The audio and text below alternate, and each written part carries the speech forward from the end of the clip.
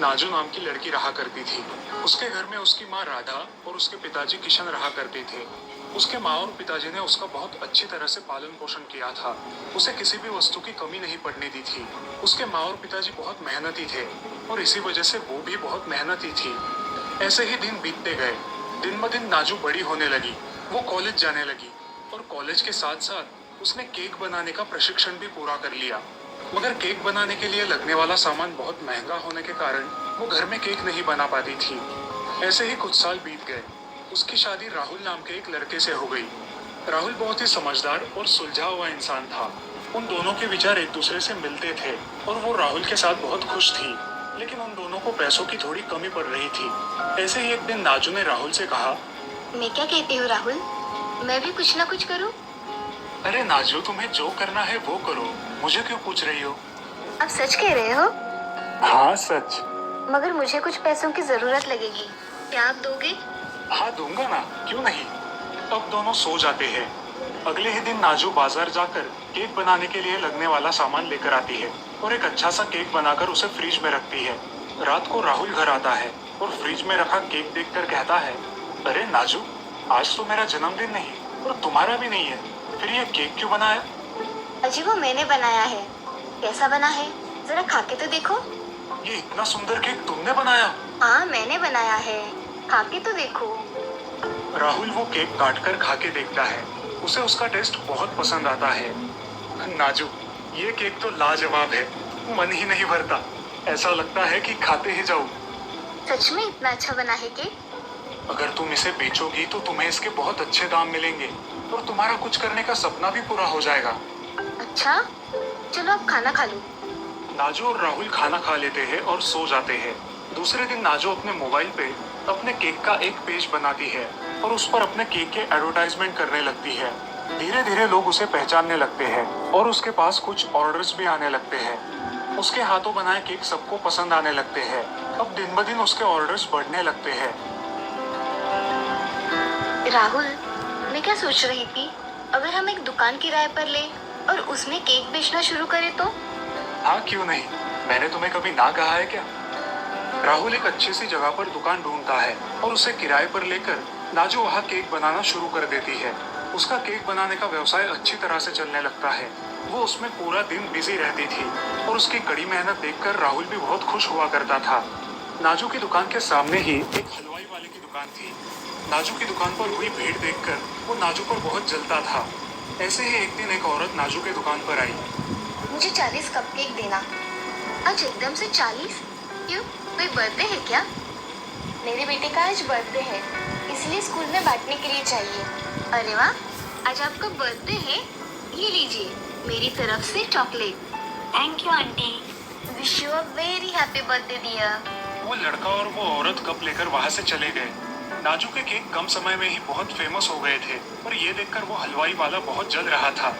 एक दिन नाजू की दुकान पर एक अमीर आदमी आया। क्या आपका ही नाम नाजू है? जी हाँ, मेरा ही नाम नाजू है। क्या बात है? मेरे बेटे को आपके कपकेक बहुत पसंद आते हैं। क्या आप उसके बर्थडे के लिए 100 कपकेक बना के देंगी? जी हाँ, क्यों नहीं, मैं जरूर केक बना के दूंगी। आपको कौन से फ्लेवर की चाहिए? आप चाहिए तो ये केक टेस्ट करके देख सकते हैं। वो अमीर आदमी एक कपकेक खा लेता है और ये केक तो बहुत ही लाजवाब है, मुझे यही पसंद आया है। आपको किस दिन ऑर्डर चाहिए? 10 तारीख को मुझे ऑर्डर चाहिए, आज से 3 दिन बाद। जी मिल जाएगा आपको, मैं 3 बजे तक आपकी ऑर्डर तैयार रखूंगी। जी ठीक है। वो अमीर आदमी वहां से चला जाता है और नाजू अपने काम में व्यस्त हो जाती है। ये सब वो सामने वाला हलवाई राम देख रहा था। उसे मन ही मन बहुत जलन होने लगी। इसका कुछ तो इंतजाम करना पड़ेगा। मैं इसके केक से सस्ते केक बनाऊंगा। अगले दिन राम उसकी दुकान पर सस्ते केक लगाता है और एक पर एक फ्री ऐसी ऑफर भी देता है। कुछ लोग वो ऑफर देखकर वहां चले जाते हैं, मगर केक की टेस्ट अच्छी ना होने के कारण वो लोग वापस नाजू के शॉप में चले जाते हैं। राम से कोई केक नहीं खरीदता और इस वजह से उसके मन में नाजू के प्रति बहुत नफरत पैदा हो जाती है। दूसरे दिन नाजू दोपहर से कपकेक बनाना शुरू कर देती है और रात होने तक सारे ऑर्डर पूरे कर देती है। रात को राहुल उसे लेने दुकान पर आता है। अरे नाजू, घर नहीं चलना है क्या? क्योंकि केक ही बनाती रहोगी रात भर। नहीं जी, ऑर्डर के हैं, इसीलिए बनाए हैं। बन गए ये सारे केक, चलिए अब घर चलते हैं। चलो।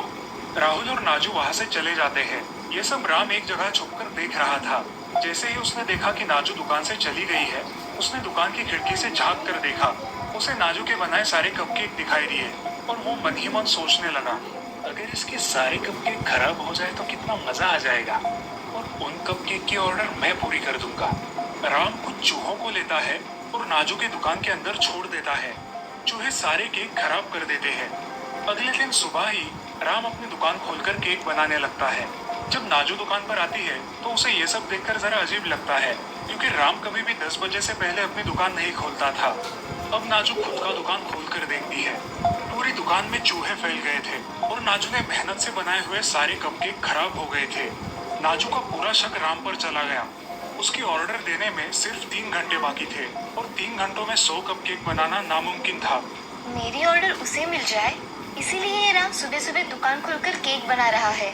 उसके दिमाग में एक ऐसी कल्पना आती है जिसके बारे में राम सोच भी नहीं सकता था। नाजू फिर से केक बनाने लगती है। अब वो एक बहुत बड़ा केले के आकार का केक बनाने लगती है जो बच्चों को बेहद पसंद आएगा। कुछ ही समय बाद उस अमीर आदमी के घर से कुछ लोग केक की डिलीवरी लेने आते हैं। मैं उसके लिए एक स्पेशल केक बना रही हूँ, तो ये केक मैं ही लेकर आऊंगी। अब जाइए। अब राम उन आदमियों को रुकाकर बोलता है, मेरे पास उससे भी बढ़िया केक है, अब ये ले जाइए, इसमें आपको डिस्काउंट भी मिलेगा। वो लोग थोड़ा सोच में पड़ जाते हैं और बाद में राम के बनाए हुए कपकेक खरीद कर अपने घर ले जाते हैं। लेकिन पार्टी में राम के बनाए हुए केक किसी को पसंद नहीं आते। ये देख वो अमीर आदमी गुस्सा हो जाता है। ये केक कहाँ से लेकर आए हो? ये नाजू के केक है। नहीं साहब, ये आगे की हलवाई की दुकान से ऑफर मिल रही थी, इसलिए हमने खरीद लिए। क्या तुम नाजू के शॉप में नहीं गए? उसने ऑर्डर देने से मना किया क्या? वो बोली कि आज का केक स्पेशल है, इसीलिए वो मैं ही लेकर आऊंगी। तो तुम ये क्यों लेकर आए? इसका टेस्ट कितना बकवास है। छोड़ो, मैं आज का दिन खराब नहीं करना चाहता। अब वो अमीर आदमी नाजू को फोन लगाता है। अब केक कब तक लेकर आने वाली है? बस कुछ ही देर में लेकर आऊंगी, अब चिंता मत करिए, बच्चे को केक बहुत पसंद आएगा। कुछ देर के बाद नाजू अपना बनाया हुआ कीले के आकार का विशाल केक लेकर उनके घर आती है और बच्चों के सामने उसे खोलती है। बच्चों को वो केक बहुत पसंद आता है। ये केक तो बहुत ही खूबसूरत है। इस केक को बनाने के लिए और मेरे बेटे का बर्थडे स्पेशल करने के लिए बहुत धन्यवाद। जी, बच्चे को खुशी मिली, बस मैं उतने में ही खुश हूँ। ये लीजिए, हमारी ओर से आपको। धन्यवाद। वो अमीर आदमी नाजू को उसके केक के दुगने पैसे देता है।